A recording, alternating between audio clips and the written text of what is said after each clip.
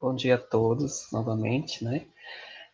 Esse é um dos conteúdos que eu acho muito interessante dentro da patologia, que se refere à parte de reparo tecidual, né? Reconstituição dos tecidos pós-trauma, pós-processo de lesão. Lembrando que essa lesão não é referente às lesões a nível de célula, né? Essas lesões são provocadas por fatores externos que acabam fazendo com que haja ruptura a nível de tecido. Então, esse reparo ele vai se dar para ver a reconstituição do tecido. Popularmente, né, habitualmente, esse reparo ele é conhecido como cura, né? Cura do tecido após um processo de trauma ou lesão. Mas é equivocado falar cura, porque na verdade, esse sistema ele vai atuar fazendo com que haja um reparo para a reconstituição do tecido, né? Cura está mais vinculada na questão de doença, né? Então, às vezes, nem sempre é correto dizer esse termo, mas vai depender, vai ficar a critério de cada pessoa, tá? Só esperar aqui mais um aluno que vai entrar, só um minutinho aqui. Então, a gente tem como definição do que vem a ser reparo tecidual, que na verdade vai ser uma restauração, né, de toda a morfologia, de toda a arquitetura do tecido. O mais importante ainda é que, além desse processo de restauração, né, de reconstituição do tecido, vai favorecer o restabelecimento das funções do tecido. Então, esse processo de reparo tecidual, ele vai além do processo apenas de reestruturação morfológica do tecido. Se estende também, além de reconstituir o tecido, manter a sua funcionalidade, porque sem a funcionalidade do tecido, não é biologicamente vantajoso, né? Então, quando eu falo também manter as funções, é fazer com que toda aquela estrutura celular esteja organizada de forma a agir e manter a homeostase do sistema a qual está presente, tá? E é importante também frisar que esse sistema é um sistema muito arquitetado, muito organizado, que para reconstituir o tecido vai ter que também algumas fases para se restabelecer, principalmente a conexão de vasos, né, e a geração de novos vasos, né. Então a gente vai ver num conteúdo um pouco mais na frente um processo chamado angiogênese, que nada mais é do que a formação dos novos vasos, tá? E aí também é interessante destacar que para haver esse processo de restauração é necessário ter células, né, que tenham essa capacidade de reconstituir o tecido. Então vai depender também, para haver essa reconstituição, da gravidade do trauma, da gravidade da lesão. Nem toda lesão ela vai ser possível de ser do tecido ser recuperado. Então, dependendo da gravidade, há quadros em que não há o processo de reparo tecidual sendo suficiente para restabelecer a função do tecido. Acontece? Acontece, mas o problema às vezes é que a função ela é perdida, né? Dependendo do grau da lesão. Mas a gente vai ver que existem dois processos para o processo para formar, né, os novos tecidos, para acontecer o sistema de reparo. Então a gente pode dividir em dois tipos de reações de reparo, né? Como a primeira sendo um processo denominado de regeneração, e aí quando a gente pega esse termo solto, a gente já imagina que seria reconstituir de forma rápida todo o tecido, todo o membro. Nós, como seres humanos, como mamíferos, a gente tem uma limitação em termos de capacidade regenerativa, né? Principalmente regenerativa de membros, né? A gente tem uma capacidade regenerativa limitada a nível de tecido, que vai depender principalmente da presença de células residuais que não foram lesionadas naquela área, né, que não sofreram trauma, mas que precisam estar presentes para ver esse processo de regeneração, assim como a modificação, né, a ativação das células tronco, que naquele tecido específico. Então, para acontecer regeneração, é necessário que se tenha esses dois quesitos aí. Pode haver a restauração, a regeneração apenas pela presença de células residuais? Sim, isso vai depender do grau do choque, do grau da lesão, tá? Isso é o que vai determinar. O outro processo, outro tipo de reação, que é em consequência de uma lesão mais grave, mais acentuada, é o que a gente chama de deposição de tecido conjuntivo, tá? Que nada mais é do que um processo de cicatrização. Aí vai haver um remendo, digamos assim. A cicatrização não é um processo de regeneração, é um processo de remendo, onde vai haver uma deposição de tecido fibroso, tá? Essa deposição do tecido fibroso, eu falo que, na verdade, é a deposição do tecido conjuntivo que forma um aglomerado de fibras aí, né? Geralmente, também, de forma não técnica, chama-se essa deposição de fibrose, que a gente vai ver que existe uma diferença, não pode chamar de fibrose, porque fibrose se remete a outro processo que eu vou mostrar a diferença. Mas, devido à deposição desse tecido conjuntivo em excesso, vai formar uma malha de fibra com o intuito aí de remendar, entre aspas, esse tecido. Por quê? Porque a lesão ou o choque foi muito grave, profundo, e acaba fazendo com que haja uma perca muito significativa nas células residuais dessa área, e também é um tipo de impacto, né, de acordo com o tipo de lesão, com o tipo de choque, que afeta até as camadas mais profundas do tecido, chegando até o tecido conjuntivo, né? Na regeneração, a gente vai ver que esse tipo de processo acontece quando não atinge tecidos mais profundos. Geralmente, ele se delimita a tecidos epiteliais superficiais. Já a deposição de tecido conjuntivo é mais característico em lesões de grande impacto, né, em traumas de grande impacto, no qual atinge, ultrapassa as camadas superficiais, chegando a camadas mais profundas do tecido. Pode ser que esse processo, de acordo com o grau da lesão, com o grau do choque, pode ser que não aconteça nenhum desses processos, né? E aí isso vai depender, obviamente, do grau do choque da lesão. Aqui, nessa imagem, na figura 1, está mostrando esses dois tipos de reações de reparo tecidual.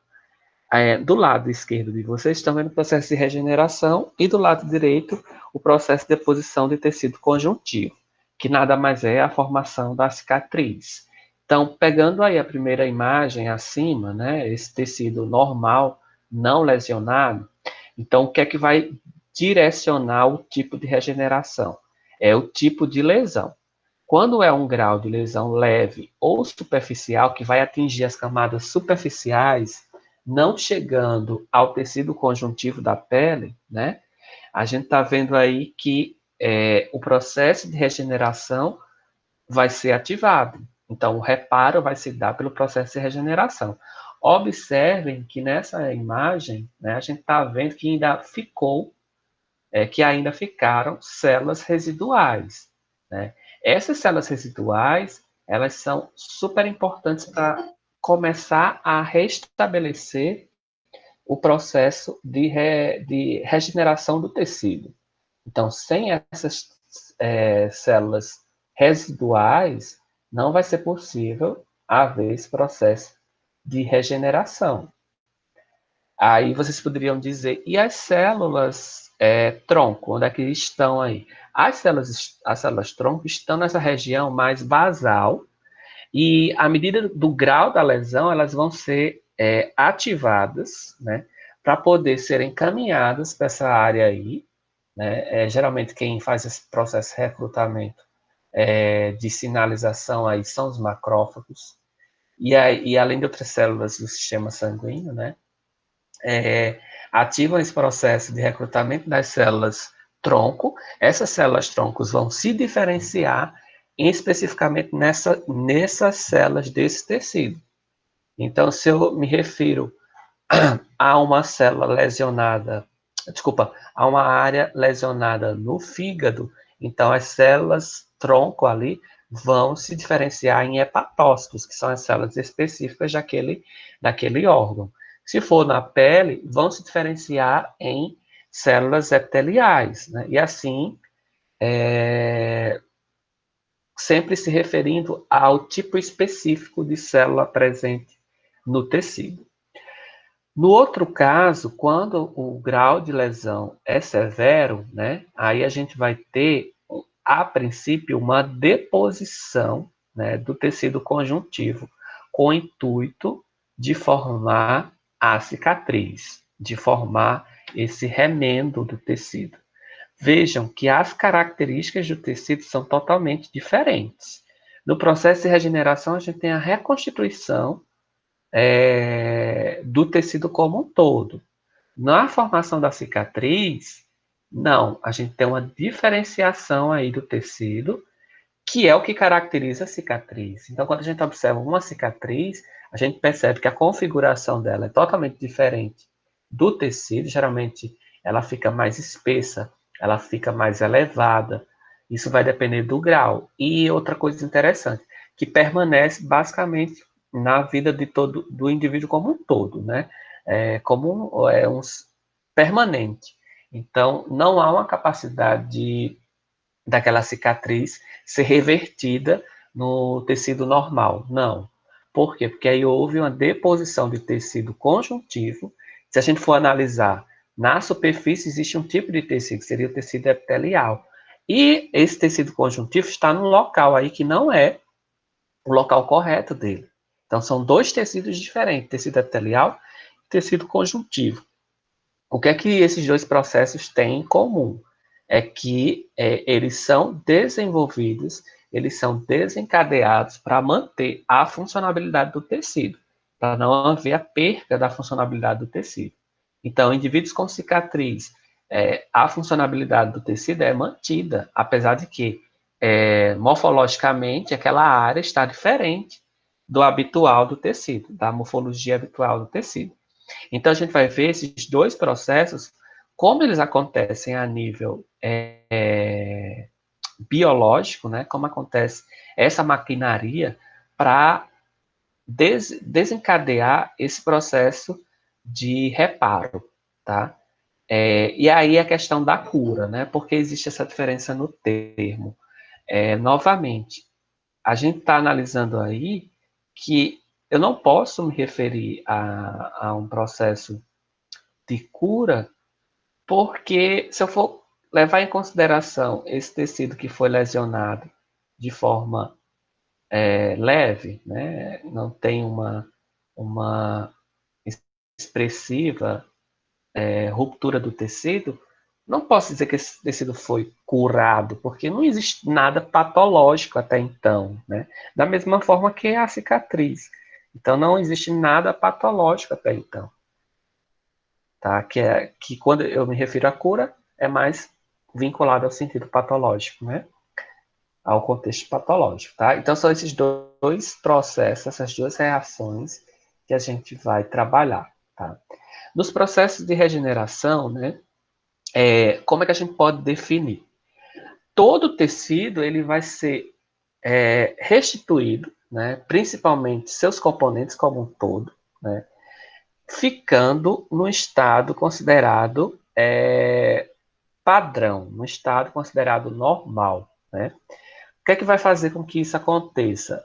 Principalmente a proliferação, o crescimento de células que sobreviveram, células remanescentes ali ao local da lesão, né? Que vão também proporcionar que esse tecido ele seja restabelecido, além da ativação das células tronco, né? essas células residuais, elas, interessante que nem sempre a presença de células residuais vai exercer o papel na regeneração do tecido. Por quê? Porque se o dano atingiu essas células residuais também, apesar de que aconteceu a lesão e as células residuais estão lá, mas se metade da funcionalidade ou se total funcionalidade dessas células residuais for perdida, não vai haver a capacidade regenerativa. O importante é que essas células residuais fiquem lá e elas não tenham sido atingidas para interferir na sua capacidade de proliferação, na sua capacidade de crescimento. Tá? Então, na imagem 2, a gente está vendo aí, por exemplo, as células do tecido epitelial e as células que podem ser derivadas a partir de células-tronco, né? A gente está vendo neurônios, hemácias, hepatócitos, células cardíacas. Então, praticamente todos os tipos de células, elas podem ser derivadas de célula-tronco, né? As células-tronco têm essa capacidade. A gente chama também de células multipotentes ou totipotentes, que elas têm a capacidade de se diferenciar em qualquer tipo de célula, né? Então, para haver o processo de regeneração, é necessário haver a presença de células residuais com sua capacidade, com sua funcionalidade mantida, né? E também as células tronco, ok? O interessante é que essas células residuais, elas são essenciais porque vai ser a partir delas é que vai haver a liberação de fatores de crescimento. Então, para haver a regeneração do tecido, vai ser necessário que essas células residuais liberem fatores de crescimento para ativar a proliferação das células, reconstituindo o tecido lesionado, regenerando o tecido lesionado. As células tronco, elas se transformam diretamente, então elas não vão precisar de um fator de crescimento. Elas têm a capacidade de, a partir da Ei, Marcelinho. a partir de só um minutinho, a partir da sua ativação, elas começaram a se diferenciar e regenerando esse tecido. Oi, Lara. Não é porque a Vitória estava pedindo para entrar, mas já deu certo. Tá bom. Certo? Então, esse é o processo de definição da regeneração que acontece como uma reação de reparo, um dos tipos de reação de reparo. Já a deposição do tecido conjuntivo ou formação da cicatriz, o que é que diferencia aí? O grau da lesão, né? O que vai acontecer é que nem todo o tecido vai se recuperar de forma uniforme. Vai haver aí um reparo em que vai haver uma deposição do tecido conjuntivo, modificando a estrutura desse tecido.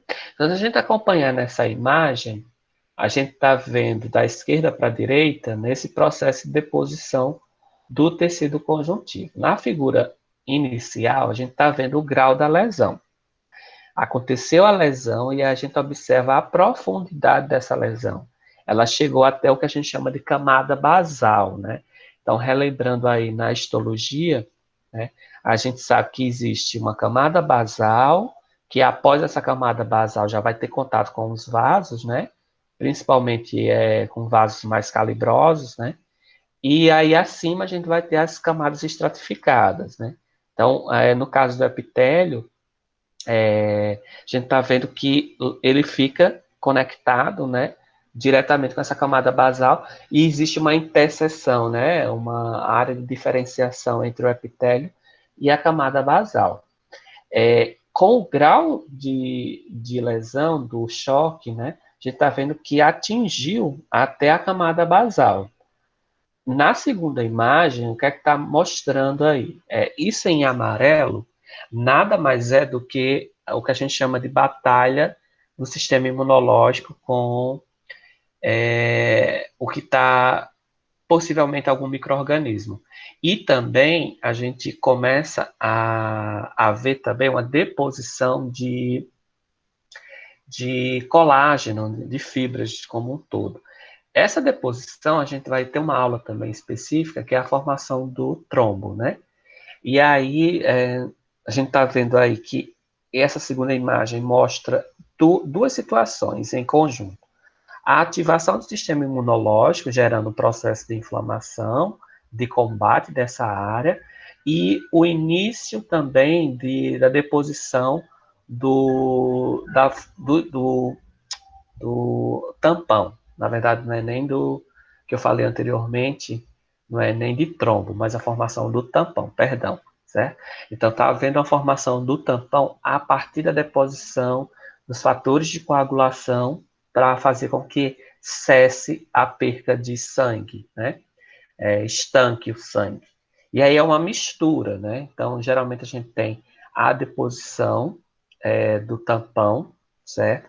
Juntamente com células de defesa aí, que essas células de defesa elas também eliminam substâncias, né? Então, o pus, aquele pus, aquela substância amarelada, nada mais é do que um resíduo que vai ter uma grande quantidade de células de defesa, juntamente com células bacterianas, microbianas de forma geral. Então, é um conjunto.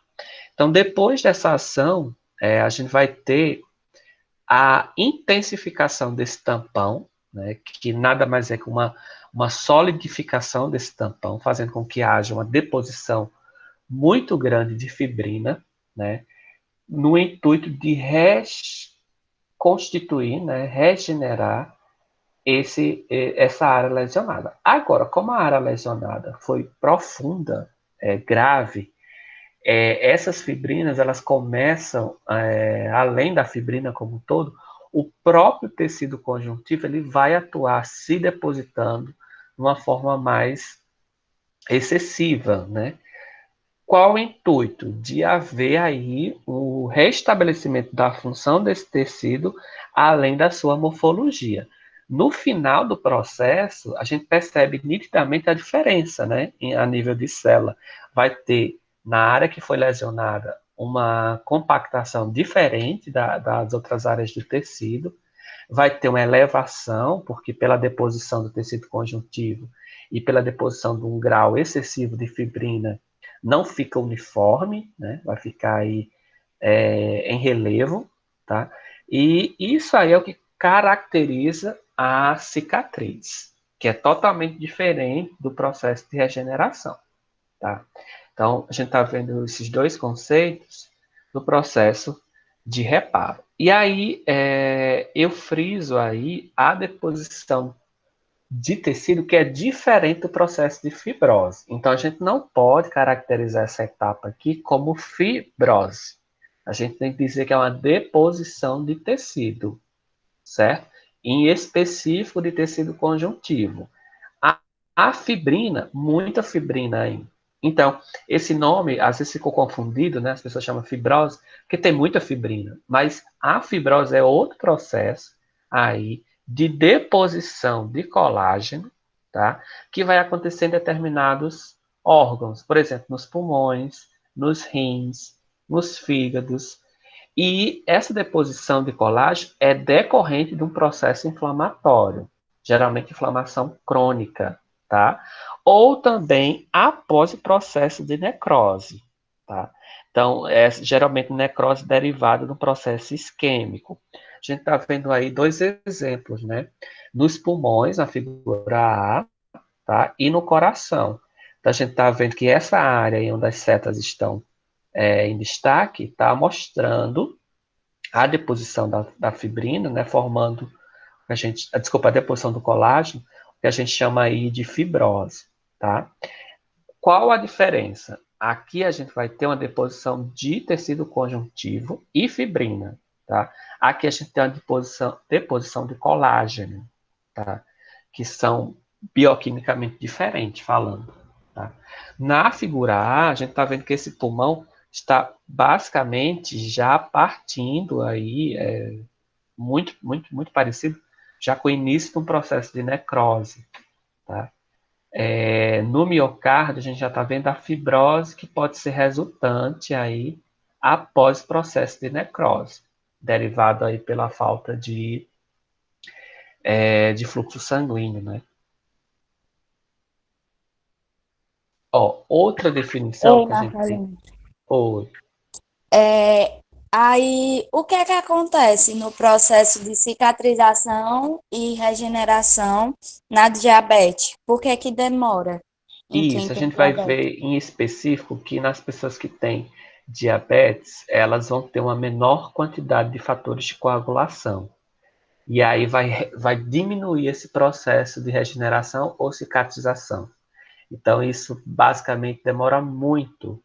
Por quê? Porque a quantidade de fatores de coagulação, além da quantidade de plaquetas, é menor, tá? Então, você tem uma quantidade de plaquetas, você pode ter uma quantidade de plaquetas suficiente, mas a liberação a partir das plaquetas dos fatores de coagulação é menor. A gente vai ver que, por exemplo, a fibrina ela demora a sofrer o processo de formação do tampão. Não, a gente vai ter uma aula sobre isso, que é a formação do tampão, logo após essa daqui, certo? Que aí mostra bem como é formado esse tampão, o que acontece nas pessoas que têm problemas decorrentes nesse processo de formação do tampão. E um deles é os indivíduos que têm diabetes. Então, o excesso de glicose interfere aí primeiro, o excesso de glicose ele vai estimular a inflamação, né? E também vai diminuir a deposição dos fatores de coagulação, né? Então, para haver a coagulação, precisa uma cascata de reações químicas que são dependentes desses fatores de coagulação. Então, no indivíduo que tem diabetes, esse processo de reparo, né, de cicatrização, é muito lento. Isso vai depender também do quê? Se a diabetes está compensada ou não. Então, quando o indivíduo tem diabetes, mas está com a dosagem de glicose, desculpa, com os níveis de glicose adequados, esse processo pode acontecer normalmente. Lógico, tem que ter todo um acompanhamento, né? Evitar que os tecidos sejam lesionados. Agora, quando a diabetes está descompensada, aí praticamente não vai haver esse processo de regeneração, porque é muito lento ou até mesmo, em certos casos, dependendo do grau da diabetes, não existe, né? Não vai haver a deposição desses fatores de coagulação e, consequentemente, não vai haver a formação do tampão, tá? Outra definição que às vezes gera confusão é a organização fibroide, tá? Gente, eu estou mostrando a diferença entre esses processos aqui, da deposição do tecido conjuntivo, com outros processos patológicos, né? Decorrente, por exemplo, da deposição de colágeno ou da deposição da fibrose, tá? Da fibrina, desculpa. Quando a fibrose ela se desenvolve, ou seja, quando há um acúmulo de fibrina em um espaço tecidual que anteriormente tinha aí resíduos inflamatórios, que a gente chama de exudato, é como se fosse um líquido inflamatório, a gente tem o que a gente denomina de organização fibroide, tá? Que é diferente da deposição do tecido conjuntivo, tá? É outra coisa. Aí eu estou mostrando um exemplo de uma pneumonia. Quando há a deposição da fibrose, a formação da fibrose, depois que houve o processo de inflamação na forma de exudato, a gente chama de área que sofreu organização, tá? E aí essa organização geralmente é com base numa deposição excessiva de fibrina, que aí a gente chama de organização fibroide. No caso aí, na imagem, eu estou mostrando um processo de organização fibroide que aconteceu nos pulmões em decorrência da pneumonia. Ou seja, o indivíduo teve pneumonia inicialmente. Quando se tem pneumonia, vai ter inflamação, né? Essa inflamação vai gerar subprodutos, que a gente chama de exudato, a liberação de substâncias químicas, principalmente aquelas substâncias que recrutam células de defesa. Então, depois desse processo de inflamação, aquela área do pulmão, isso também é muito frequente nos casos da COVID, né? Então, o pulmão fica muito parecido com uma pessoa que teve pneumonia. Até, às vezes, mais intenso, mais severo do que uma pessoa que teve pneumonia. Então, até analisando, por exemplo, uma radiografia do tórax, é perceptível essas manchas esbranquiçadas. É como se o vírus, como se não, o vírus destrói toda a área do pulmão, fazendo com que aconteça um processo muito brusco de inflamação, né? E liberando líquido nessa área. Então, aquele termo de líquido no pulmão, nada mais é do que esse excesso de acetato inflamatório derivado de uma infecção, seja ela bacteriana ou viral, como no caso da COVID. Aí depois, para restabelecer esse órgão, o que vai acontecer? Vai haver aí uma deposição de fibrina nessas áreas que foram afetadas, formando uma organização fibroide, no intuito de regenerar a função desse órgão.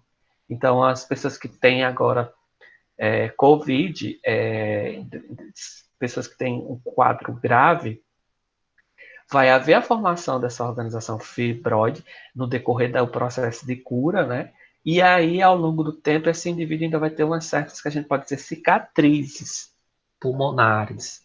Essas cicatrizes pulmonares são as organização fibroide que ficou ali, né? Tem alguns, estava até lendo, tem alguns estudos mostrando em indivíduos pós-infecção por Covid, que é tão grave, né, a infecção, que até muito tempo depois, cerca de 2, 3 meses depois, a pessoa ainda tem problemas respiratórios, né? E aí, quando faz acompanhamento com a radiografia, mostra ainda essas áreas aí que foram lesionadas, né, pelo vírus e que agora estão na organização, num tipo de organização com deposição de fibrina, tá? E aí vai depender, lógico, do caso, né? Casos graves ou gravíssimos, demora um tempo para ver esse restabelecimento. Então, tem pessoas que passam 40 dias. Teve até na CNN, colocou que mostrou um paciente depois de 100 dias na UTI. E aí foram fazer uma análise uma radiografia do pulmão e observou, né, ainda essas lesões presentes, tá? Ó, e aí a gente pode dividir esse processo de regeneração tecidual influenciado, né, por esses dois pré-requisitos, né, no caso da regeneração. É necessário haver uma proliferação celular resultante das células remanescentes, das células residuais, como também a presença de células troncos. O que é que vai acontecer? Por que é que precisa haver esses dois tipos de células aí? As células residuais, elas vão aumentar sua quantidade. Elas estão lá, elas vão se proliferar, aumentar, se multiplicar, e além disso, elas vão liberar o que a gente chama de fatores de crescimento, né? Lembram lá nos outros esquemas que a gente mostrou de morte celular, quando existe ausência de fatores de crescimento, é ativado vários mecanismos para a morte celular, né? Então, aqui, para ver essa regeneração, as células residuais liberam fatores de crescimento. Para esses fatores de crescimento chegarem às células que ficaram lá, ou células que estão, digamos, com sua funcionalidade perdida, e começar a haver uma ativação. E outra questão, esses fatores de crescimento, eles vão ser direcionados às células que estão na matriz extracelular. Para ficar mais claro, as células residuais, elas aumentam seu tamanho, liberam fatores de crescimento para as outras células residuais mais distantes e elas aumentam o seu tamanho e ativa esse processo de divisão celular. Além disso, a própria matriz extracelular também vai receber fatores de crescimento, principalmente fatores de crescimento sendo derivados dos macrófagos, que estão logo abaixo na corrente sanguínea, fazendo com que essa matriz extracelular também se prolifere, aumente a quantidade de células ali, tá? Com o intuito de regeneração. As células tronco, elas são necessárias porque elas vão se modificar em células daquele tecido, tá? A gente chama de células troncos teciduais. São células que já existem em cada tecido. Nós temos uma capacidade de que cada tecido possa ter ainda sendo direcionado para aquela área que foi lesionada, células troncos que vão se diferenciar, gerando novas células daquele tecido. Então, eu estou mostrando nesse esquema, nesse fluxograma, esses fatores essenciais para esse processo de regeneração tecidual, tá? Quais os tipos de células envolvidas, né, no caso da proliferação celular?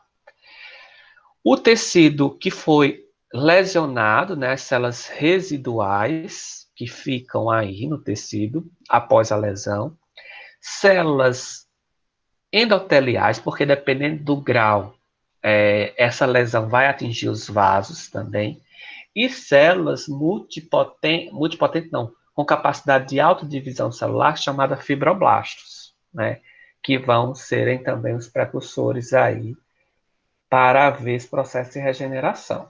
Nessa imagem, a gente está vendo, na área que foi lesionada, essas células que vão auxiliar. Então, a gente vai ter células que vão migrar dos vasos, né, células de defesa, células denominadas também fibroblastos, que vão ser responsáveis por um aumento na produção de fibrina, né, na aumento para haver essa deposição do tecido conjuntivo, e também células de defesa como um todo.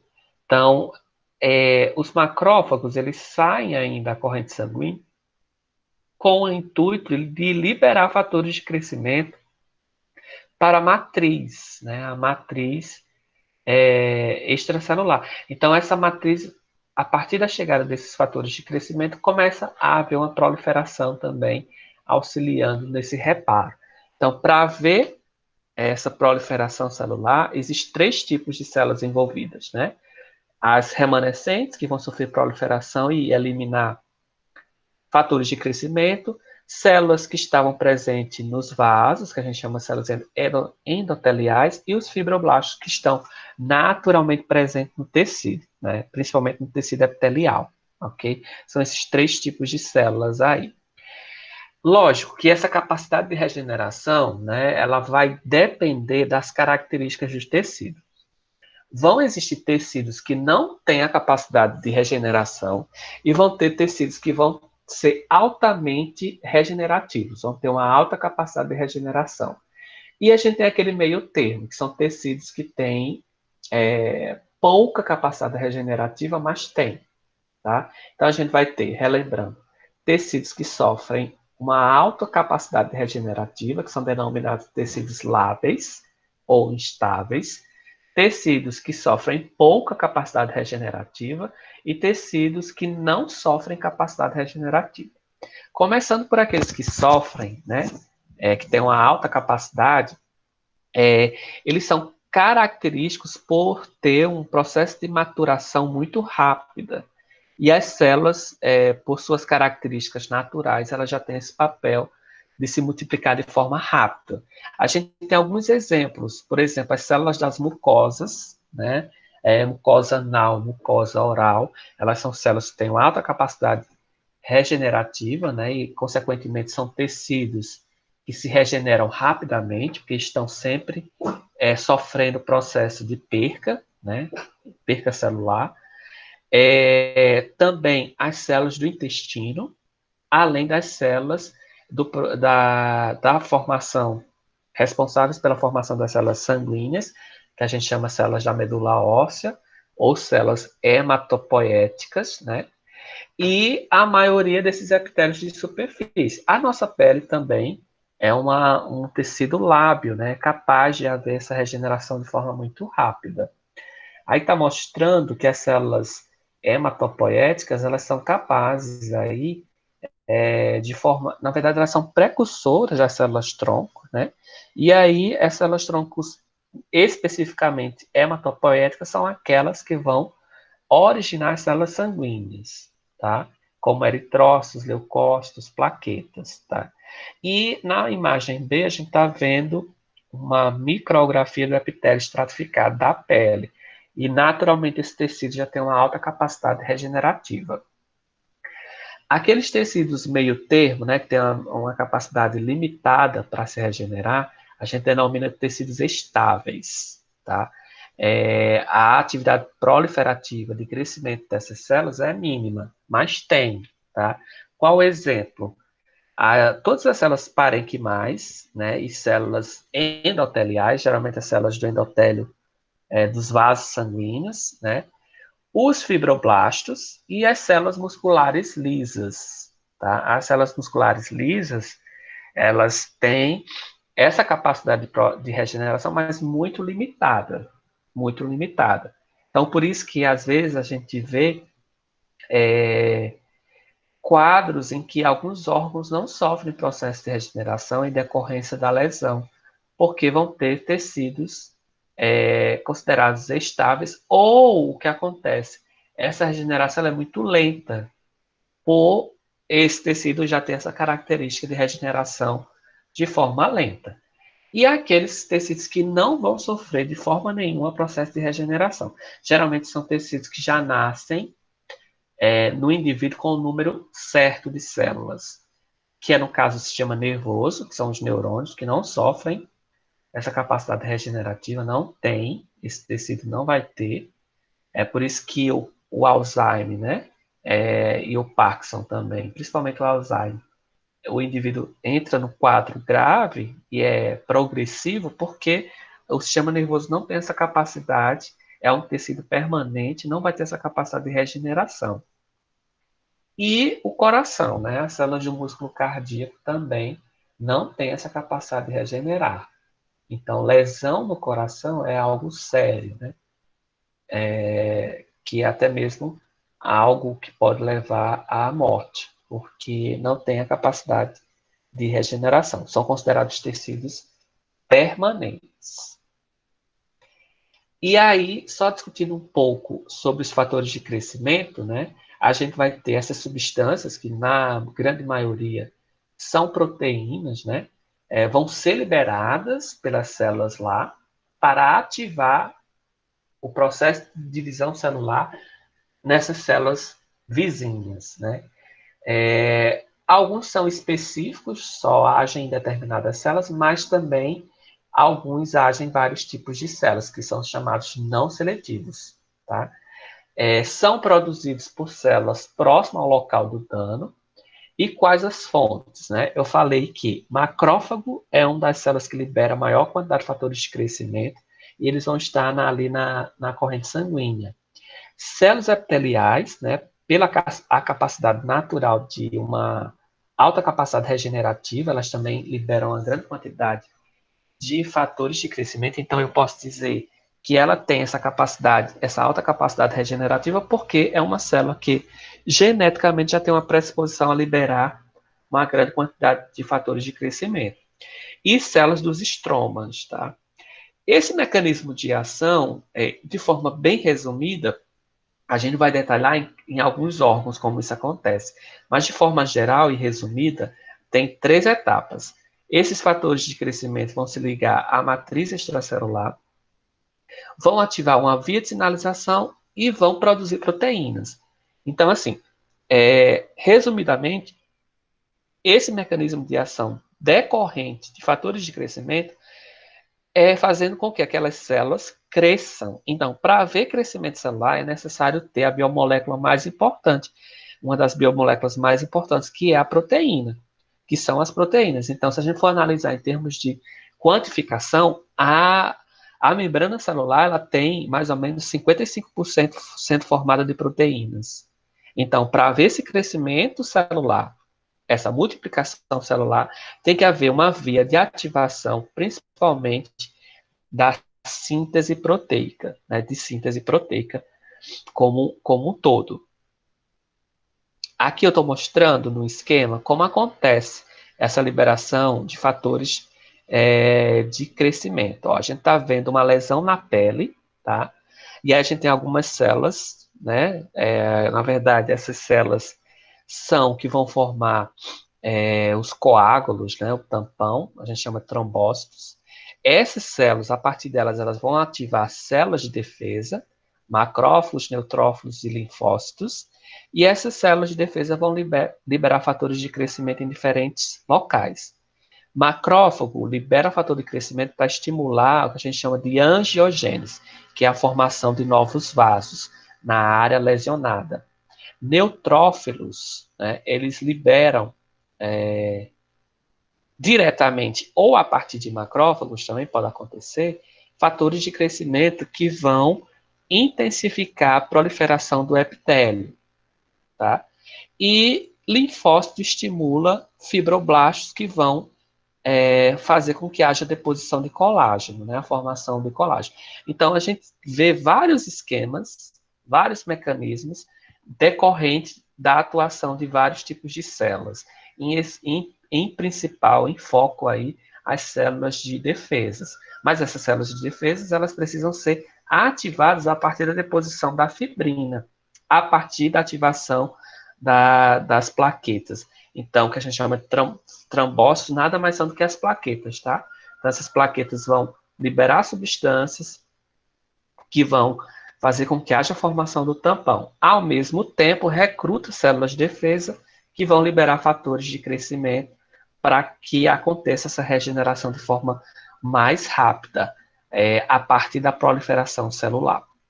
Gente, alguma dúvida? Eu quero parar por aqui, porque na quinta-feira que vem a gente retoma essa parte de regeneração tecidual, certo? Alguma dúvida? Marcelina, deixa eu Oi, te perguntar, bom dia. bom Na dia. fibrose, que eu já cheguei depois, que eu tinha visto só na hora que você tinha colocado a aula para 9 horas, né? Perdão. A questão da deposição na fibrose é só de colágeno e fibrina, é? Isso, Só isso. colágeno. Como? Perdão, tá cortando, né? Na deposição, em relação Não, da. na deposição, preste atenção, na deposição do tecido conjuntivo, não é isso? Não, aí é no reparo tecidual, né? Que tem tecido conjuntivo e fibrina, né? Não estou entendendo sua pergunta. Porque no começo você foi explicar, eu acho que você estava explicando que era diferente em relação à fibrose e quando há o Sim, reparo sim, tecidual. sim, Aí que no sim. reparo tem a deposição também de tecido conjuntivo e na fibrose é colágeno. Isso, a gente tem a deposição de colágeno, Aí é exatamente. colágeno e fibrina que ocorre na fibrose, né? Essa Isso, deposição dos dois, é? isso também, fibrina, mas principalmente colágeno, tá? Obrigada. Principalmente colágeno. Porque geralmente a fibrina ela é um precursor. Sempre, todo tipo de área lesionada, a princípio vai ter deposição de fibrina. Mas isso vai mudar, por exemplo, em relação à localização. Se for, e também nos eventos, né? Se a gente está analisando, por exemplo, a deposição da fibrose, nesse caso, em áreas em consequência de um processo inflamatório crônico, tá? Esses eventos pontuais, como lesão, né, traumas, a deposição imediata é de fibrina, tá? Olha, e aqui, por exemplo, quando a gente tem outro processo, que é quando acontece a deposição da fibrina se transformando em fibrose, que a gente vai ver que é um processo de polimerização, num processo depois da produção de substâncias inflamatórias já recebe outro nome, tá vendo? Seria a organização fibroide. Então, tudo isso diferencia desse outro processo de reparo, dessa outra reação de reparo. Ok? Ok, Vitória, entendeu? entendi. Obrigada. De nada. Gente, mais dúvidas? Ok, na quinta-feira a gente fecha essa parte de reparo tecidual, certo? Eu só vou mostrar aqui que a gente tem, só mostrando os mecanismos, tá? E aí a gente tem angiogênese, que essa parte de angiogênese, ela também faz parte do reparo. Então a gente vê angiogênese também, eu acho que vai dar para ver tudo. Que são, na verdade, eu dividi, né? São 30 slides, e aí eu dividi 15 hoje e 15 na próxima quinta-feira. E na sexta-feira a gente vai ter os seminários, tá bom? Tá, Marcelino. Oi. Ontem eu não pude participar da sua aula, aí você passou uma atividade, né? Aí tem muita Isso. gente achando que aquela atividade é para a gente apresentar depois, após o seminário. Não, não, a Seminário. atividade é só para registrar. Então só É manda só no. para A atividade ela vai ser só para registrar. Eu queria que vocês tipo, mandassem no Classroom para eu saber que vocês fizeram, né? Quando for no finalzinho dos seminários, a gente faz uma breve discussão, certo? Ei, Marcelino, eu tô doidinha aqui nesse livro. A gente Hum. parou em mecanismo, né? De regeneração. Na No livro? verdade, aí ó, no livro que vocês estão, deixa eu só compartilhar. É o finalzinho do capítulo 3, reparo tecidual. Está na página 195, certo? Pronto, tá bom. Eu 195, achei. MC. Achou? Pronto, é uma partezinha final do capítulo 3. Ok? Reparo tecidual. Pronto, tá bom. Tá, gente? Então, alguém tem mais dúvidas? Tá bem, então. Então, bom fim de semana para vocês. Vão estudando, né? Apesar de vocês terem a possibilidade de escolher o tema, mas é sempre bom ir estudando. Então, a gente está tendo novos temas agora, né? A partir desse novo conteúdo. É um dos conteúdos também muito interessante. E aí vocês Mas podem também usá-lo para avaliação. Oi, Vitória. se no seminário a gente ultrapassar o tempo, tipo, são 10 minutos, mas Então, se ultrapassar eu, para 11, diminui a nota? eu quero que vocês fiquem atentos com o tempo, certo? Então, eu acho que é um dos critérios. Eu nem coloquei lá, mas vocês devem fazer de tudo, sincronizar, né, para ser em 10 minutos, tá? Então, eu não queria, mas passando dos 10 minutos, aí eu já vou ter que dar uma redução na pontuação de décimos, tá? Eita. Então, vão se arquitetando para colocar dentro de 10 minutos. Então, por exemplo, eu faço 5 slides, cada slide 2 minutos. Maravilha. Tá? Pois tá Só bom. dá 1 minuto e 15 segundos, Marcelino, para cada pessoa. Coisa bem breve. É bem breve. Por isso que é mini seminário mesmo. Tá bem?